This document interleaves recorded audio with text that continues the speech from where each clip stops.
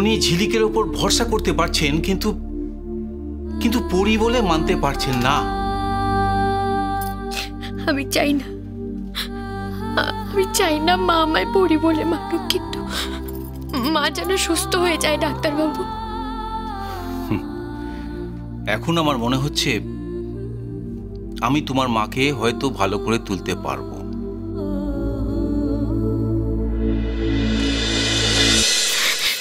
মা সুস্থ হয়ে যাবে, মা সুস্থ হয়ে যাবে। হ্যাঁ বলুন। ভালো হয়ে যাবেন, কিন্তু তোমাকে পরি বলে মানাতেই হবে। এমন কিছু করতে হবে যাতে উনি বিশ্বাস করেন যে তুমিই পরি। কিন্তু মা মানবে, মায়ের কথা মানবে যে আমি পরি? মানাতে হবে, আরে না হলে তো উনি সম্পূর্ণ ভালো হবেন না। এতে কোনো ভয়ের কিছু নেই তো? একদম নেই এ কথা আমি বলবো না, ভয়ের আছে। দেখো, তিনটে জিনিস হতে পারে। হয় উনি ভালো হয়ে উঠবেন, না হলে একই রকম থাকবেন, আর তা না হলে নয়তো কি ডাক্তারবাবু? দেখো, আমাদের সবসময় খারাপ দিকটা না ভাবাই ভালো, কি? তার মানে এর থেকেও খারাপ, তাই তো? দেখো, আমাদের চেষ্টা করতেই হবে, এবং কি হতে পারে সেটা আগে থেকে আমাদের ভালো করে বুঝে নিতে হবে।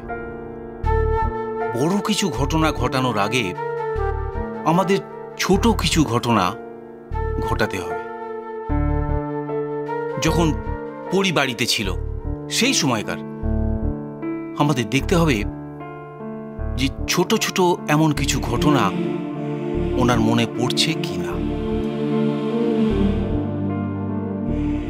যদি দেখা যায় যে মনে পড়ছে, তাহলে কিন্তু আমি গ্যারান্টি দিয়ে বলতে পারি উনি সম্পূর্ণ ভালো হয়ে উঠবেন। আর সেই কাজটা কিন্তু করতে হবে তোমাকেই, কারণ উনি একমাত্র তোমাকেই বিশ্বাস করেন। তাই বলছিলাম, তুমি একবারে ছোট থেকে শুরু করো। পারবো না, আমি কিছুতেই পারবো না, কিছুতেই পারবো না। দীপু কাকা, আমি পারবো না, এই কাজটা আমি কিছুতেই করতে পারবো না, কিছুতেই না। আমার কথাটা শোন ঝিলিক, তুই পারবি মেজো বৌদিকে সুস্থ করে তুলতে। পারবো না, পারবো না আমি দীপু কাকা, আমি পারবো না। আচ্ছা ঠিক আছে, তুই আয় আমার সঙ্গে, আয়। ডাক্তারবাবু, আমি পরে আপনার সঙ্গে যোগাযোগ করছি। থ্যাংক ইউ, আয় আমার সঙ্গে।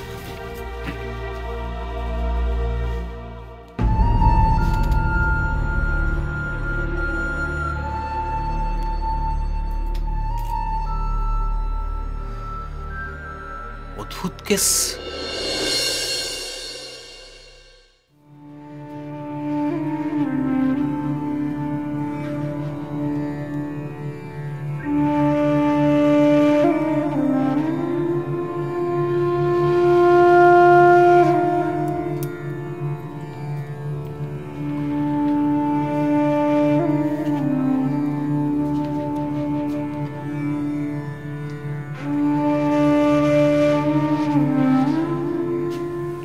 একটু দাঁড়াও।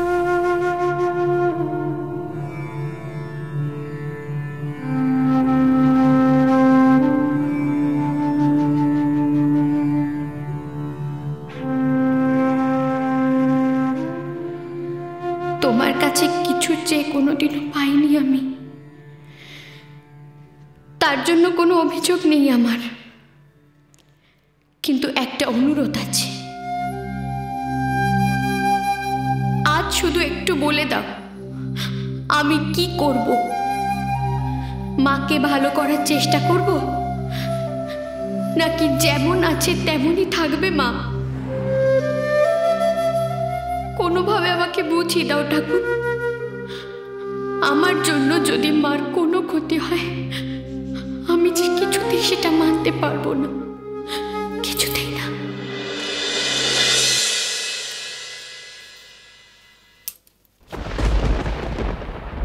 এ কি তুই? এখন এই সময়? আমি ওকে নিয়ে এলাম। কেন? কেন মানে, আগের দিনই তো কথা হয়ে গেল যে ও আসবে। ডাক্তারবাবু তো সেরকমই বললেন। কিন্তু আমি তো রাজি হইনি দীপু। কিন্তু কিন্তু মামি, মেজদা তো রাজি। আমার মন মানছে না দীপু, আমার মন একদম সায় দিচ্ছে না।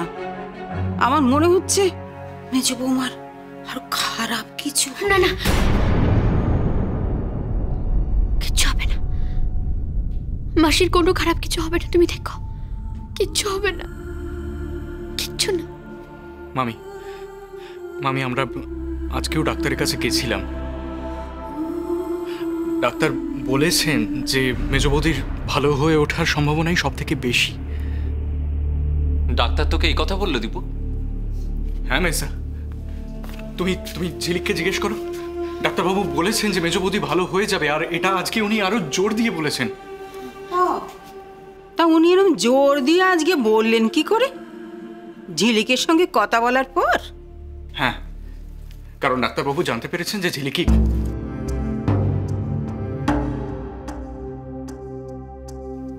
ঝিলিকি কি হলো? চুপ করে গেলি কেন? ঝিলিকি কি? কি দীপু? ঝিলিকি নয়, ঝিলিকো। দিব্য কাকা বলেছে যে পরীর মতো তো ঝিলিকো চুরি হয়ে গিয়েছিল, আর ডাক্তার বাবু আমার কাছ থেকে সব শুনে নিয়েছে, কিভাবে পরী চুরি হয়েছিল, হীরাম্মা কিভাবে পরীকে চুরি করেছিল সব। আর ডাক্তার বাবু বলেছে যে এত কিছু যখন জানা গেছে তখন নিশ্চয় সুস্থ করে তোলা যাবে মাসিকে।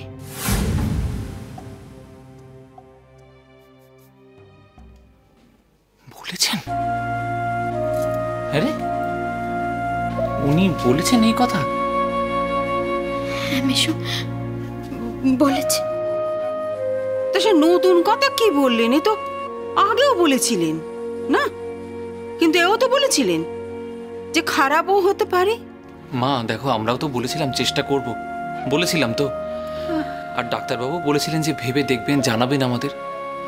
এমনও তো হতে পারে যে ওর সঙ্গে কথা বলে মনে হয়েছে একটা রাস্তা বেরিয়ে এসছে। বলো। কি জানি মেজো কোকা, আমার মন সায় দিচ্ছে না। এই খেলাটা এবারে তোরা বন্ধ কর এই খেলা। ঝিলিক, তুই আয় তো, এদিকে আয় তো। কি জানি রাধা মাধব, কি জানি তোমার মনে কি আছে জানি না ঠাকুর।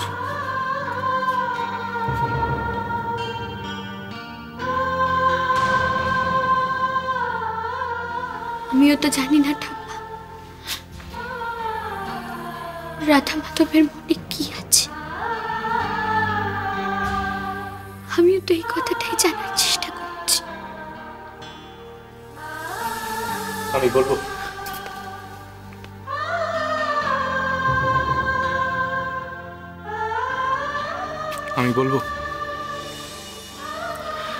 আমার মন বলছে মেজ বৌদি ভালো হয়ে যাবে। কিন্তু দীপু কাকা, ঠাম্মার মন যে অন্য কথা বলছে। মার শরীর আরো খারাপ হবে। তুমি বলো না, আমি কার দিকে যাব? তোমার দিকে নাকি ঠাম্মার দিকে? তোর মন কি বলছে? তুই সেই দিকে যা। আমার মাথায় একটা অন্য বুদ্ধি এসেছে দীপু কাকা।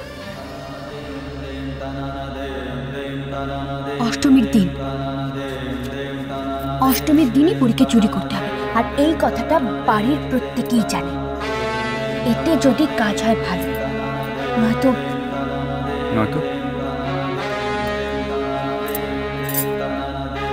নয়তো অন্য একটা কিছু করতে হবে, আর তাতে তোমাকেই সাহায্য করতে হবে। তোমায় ছাড়া ঘুম আসে না।